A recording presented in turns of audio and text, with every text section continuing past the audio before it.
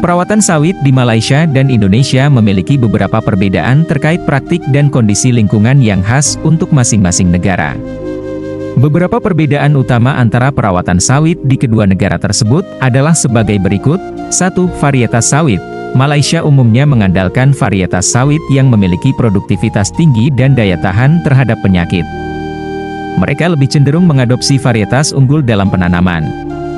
Indonesia memiliki beragam varietas sawit, termasuk yang berasal dari hasil seleksi lokal.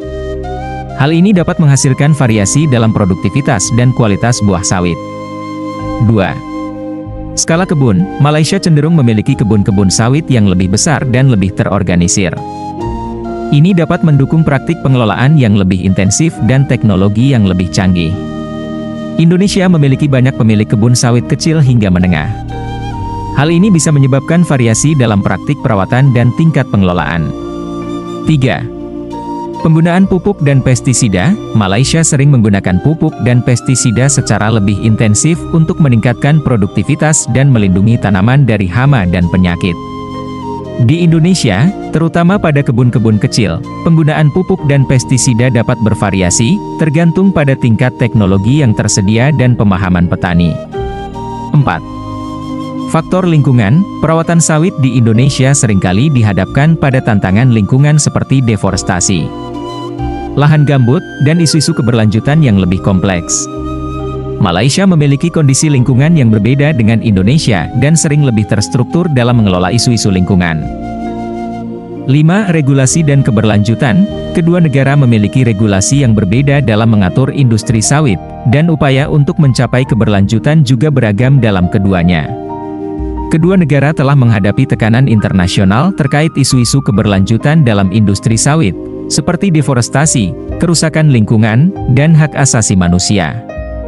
Karena tekanan ini, banyak perusahaan dan pemerintah di kedua negara berusaha untuk memperbaiki praktik perawatan sawit mereka dengan mengadopsi standar keberlanjutan seperti RSPO, Roundtable on Sustainable Palm Oil, untuk mengurangi dampak negatif terhadap lingkungan dan masyarakat. 6. Teknologi dan inovasi. Malaysia seringkali memiliki akses yang lebih baik ke teknologi pertanian yang canggih dan inovasi dalam perawatan sawit. Ini dapat mencakup penggunaan sensor, data analitik, dan sistem irigasi yang lebih canggih. Di Indonesia, terutama di kebun-kebun kecil, teknologi yang lebih mendasar mungkin lebih umum, meskipun ada upaya untuk mengadopsi teknologi yang lebih modern. 7. Iklim dan cuaca. Malaysia dan Indonesia memiliki perbedaan dalam pola iklim dan curah hujan. Hal ini dapat memengaruhi pola perawatan, khususnya terkait irigasi dan manajemen air di kebun sawit. 8. Tenaga kerja. Kedua negara memiliki tenaga kerja yang berperan penting dalam perawatan sawit. Malaysia sering mengandalkan tenaga kerja migran, sementara Indonesia memiliki jumlah tenaga kerja yang besar dari penduduk lokal. Penting untuk diingat bahwa perbedaan-perbedaan ini dapat bervariasi dari satu kebun sawit ke kebun sawit lainnya di masing-masing negara. Selain itu, seiring berjalannya waktu, praktik perawatan sawit di kedua negara ini dapat mengalami perubahan sebagai tanggapan terhadap isu-isu keberlanjutan dan perkembangan teknologi baru. Praktik perawatan sawit yang baik sangat penting untuk menjaga keberlanjutan dan produktivitas industri ini.